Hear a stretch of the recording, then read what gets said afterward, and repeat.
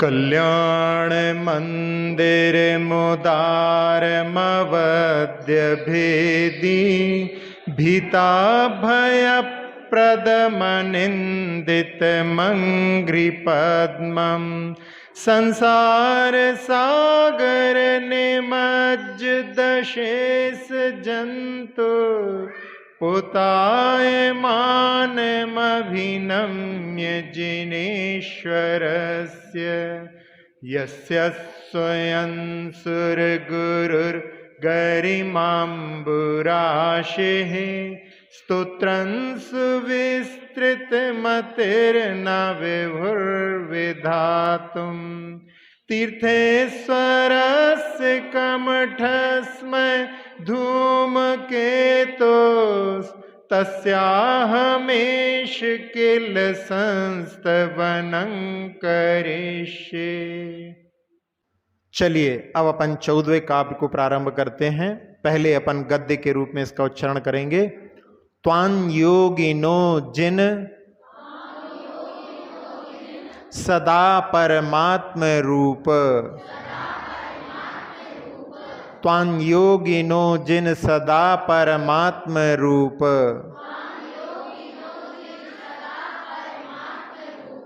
मनवेशयन्ति हृदयाम्बुज कोश देशे, मनवेशयन्ति हृदयाम्बुज कोश देशे, पूतस्य निर्मल रुचेर यदि वाक्यमन्य,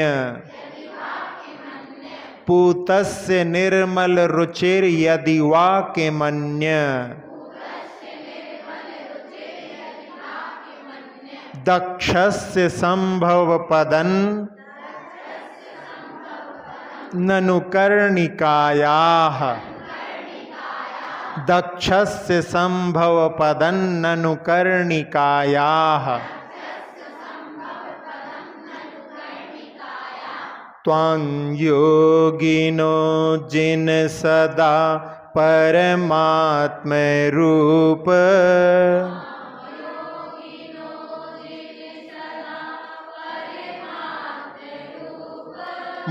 त्वां योगिनो जिन सदा परमात्म रूप,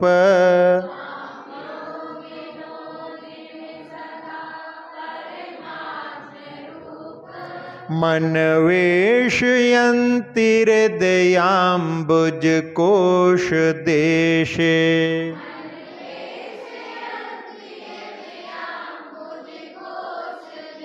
मनवेशयन्ति हृदयाम्बुज कोश देशे,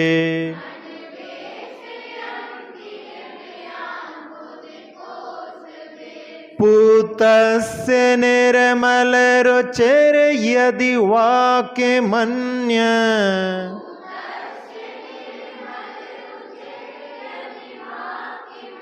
पूतस्य निर्मल रुचिर यदि वाक्यमन्य,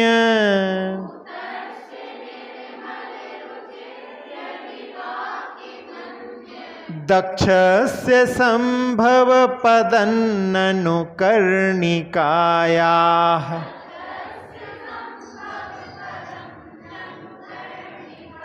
दक्षस्य संभव पदन्ननु कर्णिकायाः,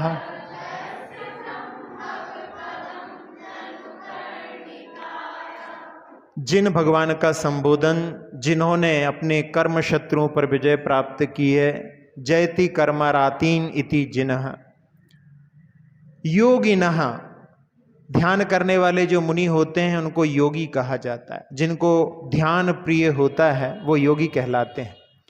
योगिनः सदा परमात्म रूपम, जो योगी होते हैं हमेशा परमात्मा स्वरूप, त्वाम हृदय अंबुज कोश देशे अन्वेषयन्ति, परमात्म स्वरूप आपका वो मुनिराज जो ध्यान में लीन रहते हैं, ऐसे योगी अपने हृदय रूपी कमल के मध्य भाग में ही आपकी खोज करते हैं। यदि वह अथवा ठीक ही है, उदाहरण देते हुए कह रहे हैं पूतस्य निर्मल रुचे अक्षस्य, जो पवित्र हैं, जो निर्मल कांति वाले हैं, ऐसे अक्षस्य, अक्षस्य शब्द के अक्ष शब्द का अर्थ बीज भी होता है। जो कमल घटा होते हैं वो निर्मल कांति वाले होते हैं, पवित्र होते हैं। तो कमल के बीज, और उसमें दूसरा अर्थ जो होता है वो आत्मा भी होता है। तो जो पवित्र और निर्मल कांति वाले कमल के बीज अथवा शुद्धात्मा संभव पदम, यानी जहां पर वो उत्पन्न होते हैं, कर्णिकाया अन्यत किम ननु, यहां पर कह रहे हैं कि जैसे कमल के बीज जो होते हैं, कमल के फूल की कर्णिका जहां होती है वहीं पर कमल के बीज उत्पन्न होते हैं, उसी प्रकार से जो शुद्धात्मा की प्राप्ति योगी करते हैं वो अपने हृदय स्थल पर करते हैं। हृदय स्थल पर ध्यान करके वहां पर शुद्धात्मा को प्राप्त करते हैं। इस प्रकार से इसके अलावा और कहाँ हो सकता है? यानी कहीं नहीं हो सकता। जिस प्रकार से कमल के बीज कमल की कर्णिका में होते हैं, उसी प्रकार से दूसरे अर्थ में वहां पर कि शुद्धात्मा की प्राप्ति भी अपने अंदर ही हो सकती है, बाहर नहीं हो सकती। तो यहाँ पर अब कुछ काव्यों में ध्यान का वर्णन यहाँ पर प्रारंभ होने वाला है। इसमें योग जो होता है शब्द, इसके 32 अर्थ होते हैं, और इसमें जहाँ पर जैसे शुद्धोपयोगी, वहाँ पर उपयोग के अर्थ में वहाँ पर योग को लिया गया है। तो शुद्धोपयोगी जो मुनिराज होते हैं वो ध्यान में लीन रहते हैं, ध्यान में अधिक रुचि रखते हैं। तो यहाँ जिनेंद्र भगवान को अपने हृदय कमल पर विराजित करते हैं, अपने हृदय पर ध्यान का उनको केंद्र बनाते हैं, क्योंकि इससे अधिक दूसरा पवित्र कोई स्थान नहीं हो सकता। हृदय में समर्पण होता है, मन में तो संकल्प विकल्प राग द्वेष होते हैं, तो वहां पर ध्यान केंद्रित ना करके जो समर्पण से भरा हुआ है, उस हृदय कमल को छोड़ करके भगवान कहाँ विराजेंगे? इसलिए वो ध्यान अपने हृदय पर करते हैं। वैसे ध्यान के लिए आचार्य शुभचंद्राचार्य महाराज ने ज्ञानार्णव में नेत्र द्वंद्वे, अपने नेत्रों पर भी ध्यान केंद्रित कर सकते हैं। श्रवण युगले, अपने दोनों कर्णों पर भी। नासिकाग्रे, नासा के आगे भाग में, ललाटे मस्तक पर, फिर वक्त्रे मुख पर, नाभौ यानी नाभि पर, शिरसी सिर पर, हृदय तालू पर, भ्रू युगान्ते यानी ये जो अपनी भौएं हैं इसके भी यहाँ पर ये ध्यान के स्थान माने गए हैं। तो यहाँ पर आचार्य महाराज कुमुद चंद्राचार्य महाराज ने कहा है कि जहाँ ध्यान करते हैं योगी, वो अपने हृदय के स्थान पर ध्यान करते हैं। और इसके अलावा आत्मा की उपलब्धि और कहाँ, शुद्धात्मा की उपलब्धि और कहाँ हो सकती है? एक रूपक के रूप में कि भगवान के पास में सारा संसार की भगवान हमको ये दे दो, हमको वो दे दो, भीड़ लगी रहती है। तो भगवान परेशान हो गए, रूपक है, भगवान परेशान हो गए और उनकी परेशानी को देख करके किसी ने उनको सलाह दी कि आपको इस परेशानी से बचना है तो आप ऐसी जगह चले जाओ जहां पर ये संसारी प्राणी कभी झांक करके भी नहीं देखता। तो पूछने लगे कहाँ? कहने उसी के अंदर उतर जाओ आप। वो बाहर तो सब जगह झांकेगा, बाहर तो सब जगह घूमेगा, लेकिन कभी भी अपने अंदर झांक करके नहीं देखता। तो यहाँ पर रूपक के रूप में समझ गए होंगे कि व्यक्ति बाहर ही बाहर भागता रहता है, बाहर ही बाहर दौड़ता रहता है, अपने आत्म तत्व की ओर कभी भी उसकी दृष्टि नहीं जाती है। इसीलिए आचार्य ने भी दोहे में लिखा है, पर में सुख कहीं है नहीं, खुद ही सुख की खान, निज नाभि में गंध है, मृग भटके बिन ज्ञान। तो मृग उसकी नाभि की जो सुगंध है उसको नहीं पहचान करके उसको पाने के लिए घूमता है, विचरण करता है। इसी प्रकार से आत्म तत्व को नहीं जानने वाला व्यक्ति बाहर ही बाहर सुख की खोज करता है और सुख जो है आत्म तत्व का ही आश्रय से, आत्मा के आश्रय से ही रहने वाला है। एक और दोहे में लिखा कि किस प्रकार से अपने शरीर में आत्मा, परमात्मा, शुद्धात्मा विद्यमान है। यथा दुग्ध में घृत तथा, यथा दुग्ध में घृत तथा रहता तिल में तेल, तन में शिव है ज्ञात हो अनादि का है मेल। अनादिकाल से शरीर में शिव तत्व, आत्म तत्व विद्यमान है, लेकिन व्यक्ति बाहर खोज करता रहता है, अपने आत्म तत्व की ओर कभी भी निहारता नहीं है। इसलिए यहाँ पर जो भगवान योगी लोग रहते हैं वो तो अपने हृदय कमल पर ध्यान करते हैं, लेकिन इस काव्य के माध्यम से हम भी ध्यान की प्रेरणा प्राप्त करके ध्यान के लिए समय निकालें, ध्यान करें।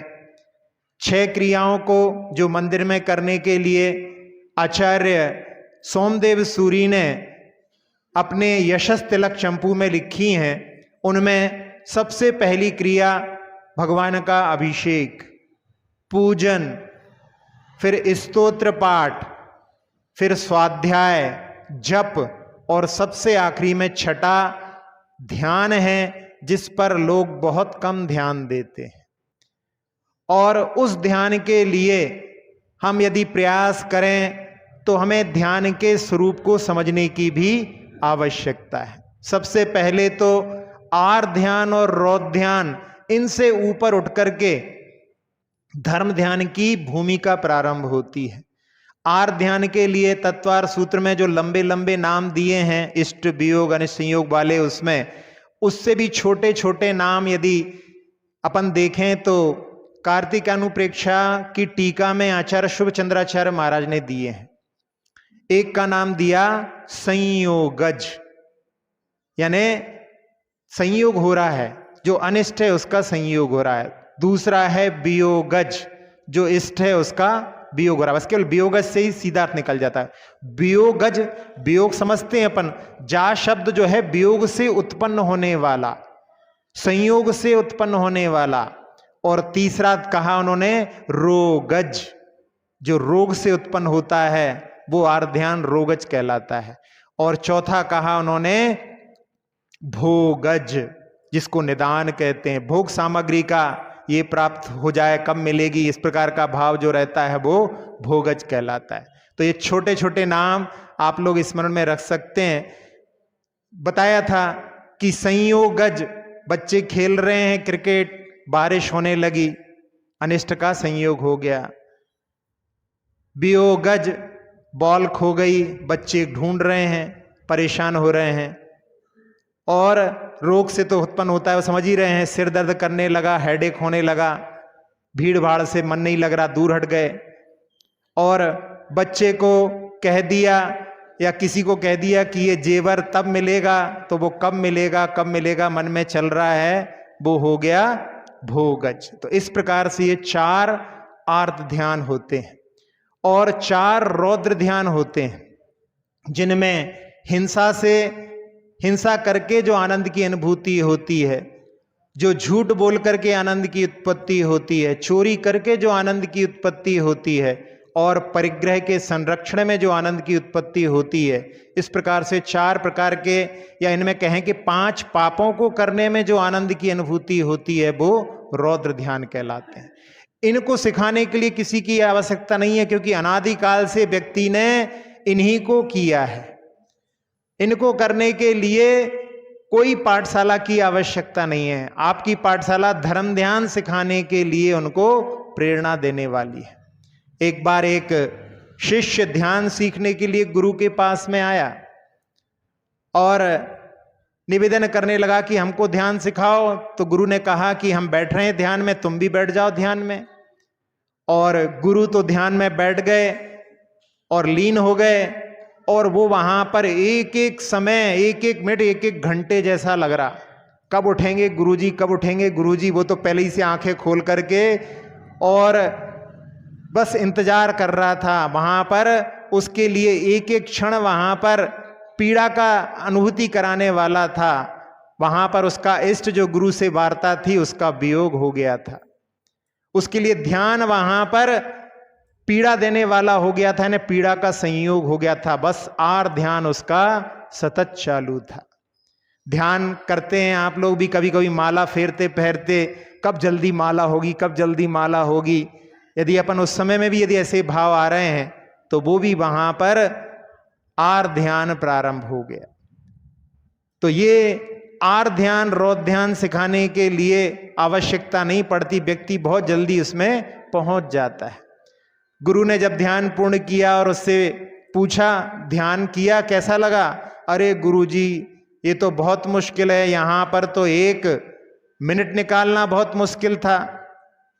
तो गुरुजी ने कहा कि देखो ऐसा करना, अब अगली बार अपन जब ध्यान में बैठे तो तुम्हें ऐसा करना कि तुमको एक पार्टी देनी है, पार्टी में किस किस को इनवाइट करना है उसकी लिस्ट बनाना, उसके बाद में फिर तुम्हें क्या पार्टी में खिलाना है उसकी लिस्ट बनाना, और उस सारी सामग्री की तैयारी करना और उन सबको खिलाना और तुम खाना। इतने में तुम्हारा जो है पूरा ध्यान का काल निकल जाएगा। अगले दिन जब बैठे तो बस गुरुजी का ध्यान पूर्ण हो गया और शिष्य अभी भी जो है आंखें बंद करके बैठा है। गुरुजी ने उठाया, उठो हो गया टाइम। अरे गुरुजी आपने क्या किया, अभी तो मैंने खाया ही नहीं है, अभी तो मैं सब लोगों को ही परोस रहा हूं।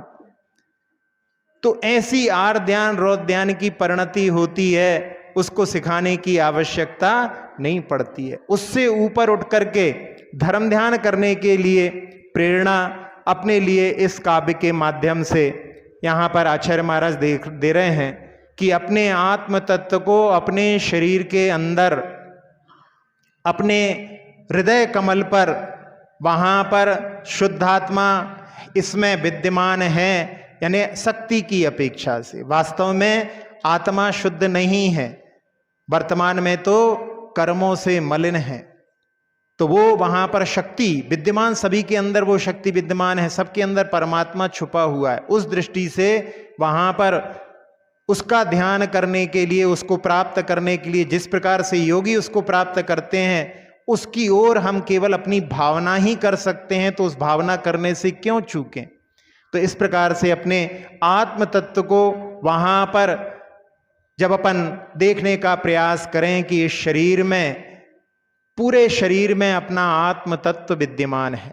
जब ध्यान का विषय आ जाता है, ध्यान का वर्णन होने लगता है, तो ऐसा लगता है कि ध्यान अपने लिए करना चाहिए, ध्यान में आनंद की अनुभूति अपने लिए प्राप्त होने लगती है। उसमें सबसे पहले बैठते समय में, ध्यान करते समय में जो उसकी परिभाषा बतलाई गई है, आर्त रौद्र परित्यागस तद्धि सामायिकम मतम, समता सर्वभूतेषु संयमे शुभ भावना, आर्त रौद्र परित्यागस तद्धि सामायिकम मता। समता सर्वभूतेषु, सारे जीवों के प्रति समता का भाव, कोई भी संसार में मेरा शत्रु नहीं, सबके प्रति मित्रता का भाव, ये समता भाव। समता सर्वभूत, संयमे सो भावना, जितने भी संयमी हैं सामयिक काल में सब अपने अपने ध्यान में लीन हैं, वही सही आत्मा का आनंद की अनुभूति ले रहे हैं। ऐसे संयम के प्रति और संयमों की प्रति वहां पर शुभ भावना। और आर्त रौद्र परित्यागस, आर्त ध्यान और रौद्र ध्यान का त्याग, उसमें बैठ करके कोई इष्ट नहीं है जिसका कि मुझे वियोग हुआ, मेरा इष्ट मेरी आत्मा है। कोई अनिष्ट नहीं है इस समय में, बाहर की जितनी भी गर्मी है, ठंडी है, मच्छर हैं, सारी प्रतिकूलताएं, वो मेरे लिए अनिष्ट नहीं है, मैं तो अंदर हूं। तो ये इसमें इष्ट अनिष्ट, यानी वहां पर योगज, वियोगज और संयोगज दोनों हो गए। रोग शरीर में हो सकता है, लेकिन मेरी आत्मा में रोग नहीं। न मे मृत्यु कुतो भीतिर, न मे व्याधि कुतो व्यथा, ना हम बालो न वृद्धो हम युवेतानि पुद्गले। ना युवेतानि पुद्गले, ये सब जो हैं पुद्गल की पर्याय हैं। रोग भी जो है शरीर में है, मेरे आत्म तत्व में नहीं। तो इस प्रकार से रोगज भी नहीं और भोगज भी नहीं, सबसे बड़ा आत्म तत्व का ही आनंद, यही भोग वास्तव में वास्तविक भोग है। बाकी सारे पर भोगों के प्रति दृष्टि ना रख करके और ध्यान से ऊपर उठना, और पांचों पापों के प्रति जब व्यक्ति सामायिक में बैठता है तो पूरे पापों से विरक्त हो सकता है। मन के माध्यम से यदि उस समय में भी पाप करे तो ये एक बहुत बड़ी नादानी है। कहते हैं कि जब पूरे गांव का कोई उपद्रवी तत्व यदि जेल में पड़ा है तो पूरे गांव में शांति हो जाती है, होती कि नहीं? गांव में कोई उपद्रवी तत्व हो और उसको जेल में डाल दिया हो तो फिर उपद्रव गांव में कहां से होंगे? इसी प्रकार से जब व्यक्ति सामायिक में बैठ जाता है तो सारे संसार के जीवों को शांति मिल जाती है, क्योंकि जैसे ही ये बाहर निकलता है, चलता है, फिरता है, बोलता है, और वहां पर जीवों के लिए अशांति हो जाती है, उनके लिए पीड़ा हो जाती है, हिंसा होने लगती है। क्योंकि जैसे ही अपन चलते हैं बस वहां पर पाप का मीटर चालू हो जाता है। तो ऐसे वहां पर पांचों पापों से निवृत्त होकर के ध्यान में बैठने के लिए प्रेरणा अपने लिए इस जो काव्य है इस सूत्र के साथ में कि आर्थ रौद्र परित्यागस तद्धि सामायिकम मता, बस यही सामायिक है। आचार्य जी कहते हैं ध्यान के लिए और कुछ नहीं, बस शांत बैठ जाओ और उस समय में अपने शरीर को देखो कि कब हिलता है, बस और कुछ नहीं करना। अपने शरीर को देखो कि अपना शरीर कहाँ पर पैर हिलाने की, कहाँ गर्दन हिलाने की, कहाँ पीठ ऊपर नीचे करने की, कैसी मन में कुछ भी हो रही, बस वहां पर यदि ध्यान रखो, बस यही सामायिक में। तो सामायिक में तन कब हिलता है इस पर भी निरीक्षण करो, तो उसके माध्यम से भी वहां पर जैसे ही हमारा तन हिलेगा और वहां पर कुछ ना कुछ प्रदेश अपने जो अपने नहीं हैं उस पर अपन ने वहां पर जाने का प्रयास किया, मतलब वहां पर अपना अतिक्रमण हो गया। इस प्रकार से यदि ध्यान करेंगे तो फिर अपना मन, अपना तन कभी भी जो है परिस्पंदन को प्राप्त नहीं होता। तो ये काव्य के माध्यम से कि जो योगी होते हैं वो सदा अपने परमात्म तत्व को अपने हृदय रूपी कमल के मध्य भाग में देखने का प्रयास करते हैं। और उदाहरण देते हुए आचार्य महाराज ने कहा कि वो कमल गट्टे जो कमल के बीज होते हैं वो कर्णिका के अलावा और कहीं नहीं मिलते। उसी प्रकार से आत्म तत्व की उपलब्धि जो अपने अंदर विद्यमान है वहां पर ही प्राप्त हो सकती है। और जब हृदय पर ध्यान केंद्रित करके ध्यान करते हैं तो उसमें पार्श्वनाथ भगवान की छवि भी वहां पर ध्यान करने वालों को नजर आने लगती है। जिसकी ओर अपना ध्यान केंद्रित करो वही वहां पर प्रतिबिंबित होने लगता है। तो यहां पर इस काव्य के माध्यम से अपने लिए थोड़ा समय निकाल करके अपने अंदर जो विद्यमान है उस आत्म तत्व की ओर अपने लिए निकालना चाहिए। आचार्य जी ने इसके लिए ही एक दोहे के माध्यम से कहा, खिड़की से क्यों देखता दिखे दुखद संसार, खिड़की में अब देख ले दिखे सुखद साकार।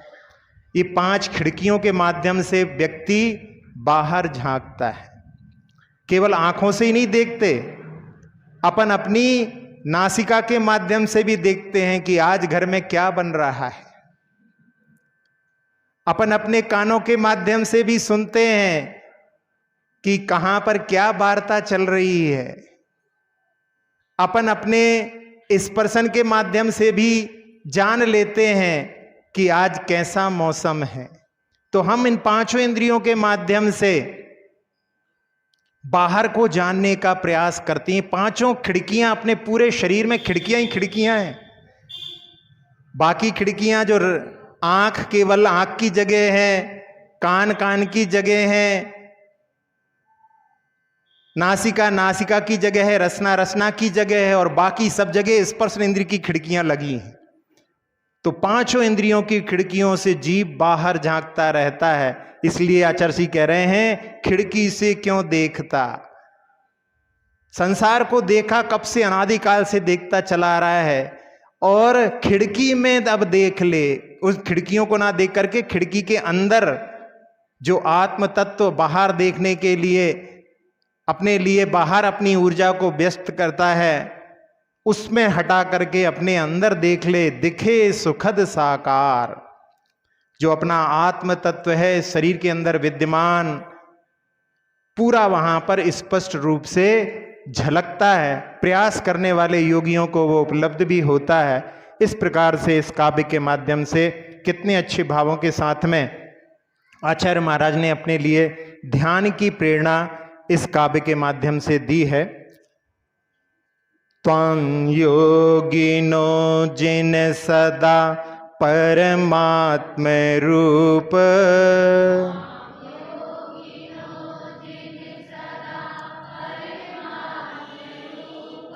मन वेशयन्ति हृदयाम्बुज कोश देशे,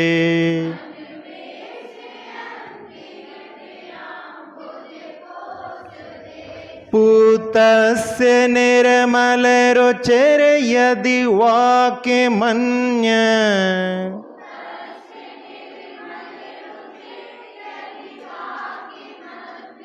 दक्षस्य संभव पदन्ननुकर्णिकायाः।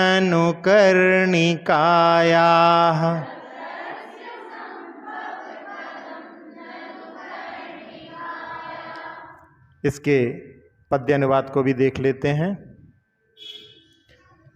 स्तोत्र ये निराला, सब दुख को हरने वाला,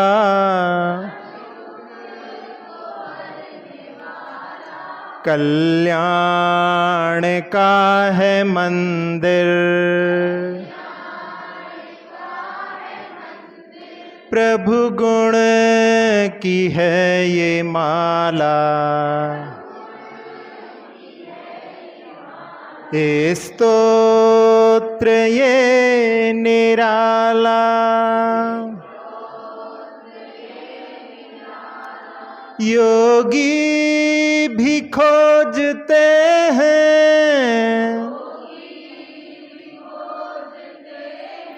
परमात्म रूप जिनवर,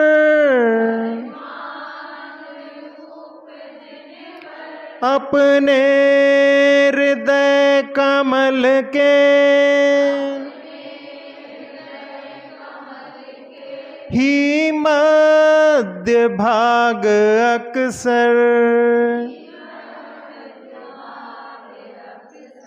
ज्यों बीज कमल निर्मल, बस कर्णिका ही ढाला,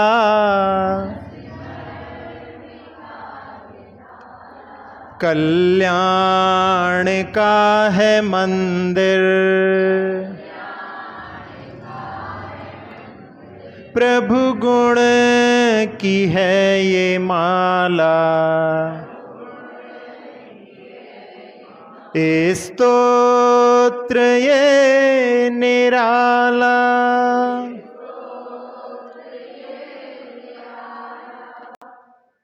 अक्षर पद मात्रा से दूषित वचन अगर ममहीन रहे, और प्रमाद कषाय के वश में सम्यक अर्थ विलीन किए, जिन वाणी माता मेरी उन सब त्रुटियों को क्षमा करें, दें आशीष शीघ्र हम सबको केवल लब्धि रमा मिले, प्राप्त हमें हो बोधि समाधि परिणामों की शुद्धि हो, निज आत्म उपलब्ध हमें हो, शाश्वत सुख की सिद्धि हो, चिंतित वस्तु दात्री माता चिंतामणि उपमा